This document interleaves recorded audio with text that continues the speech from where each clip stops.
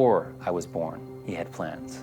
So I think that's a good place to start for us. So you were my first drug baby. What we have to do to save your life could kill your baby. And if your baby dies, you will be going to prison for manslaughter. Manslaughter, that's right. And when I got you, you were anemic, you were malnutrition, you were in a bad state. So then I did sit you down and I said, look, I said, you know, Monica, this happened. It doesn't make your mom a bad person. It's just she was doing bad things, and I didn't want that to happen, so I took you. When I internalized my adoption, I struggled with it. It really shattered my worldview. I knew in my heart that you were in a safe place. And I was like, God, I have nothing to offer this kid, nothing.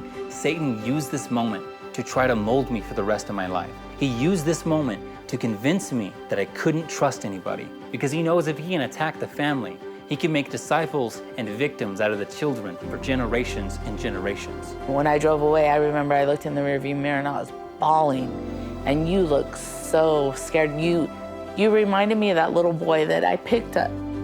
And I was just like, I have to do this. I can't anymore. I would pray like every night, just watch over him. I want him to be okay. I cannot stress to you more how our actions can affect others. And the people that we love may be the ones that we hurt the most. And I looked on the back of his windshield, and the windshield said, John 3:16. And he said to me, can I pray for you? Is that okay if I pray for you? That's why for me, my self-harm was so severe. I was actually an addict. This was an obsessive addiction that I couldn't control. Remember the first day we met?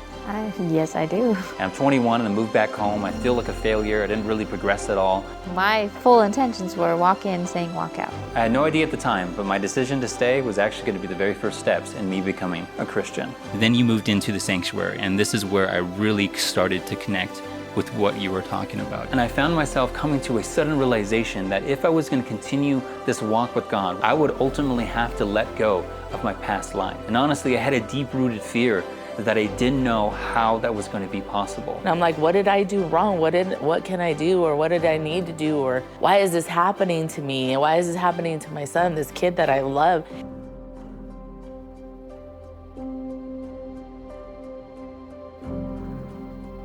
I didn't feel like I was loved because for so long I was rejecting it every chance that I got.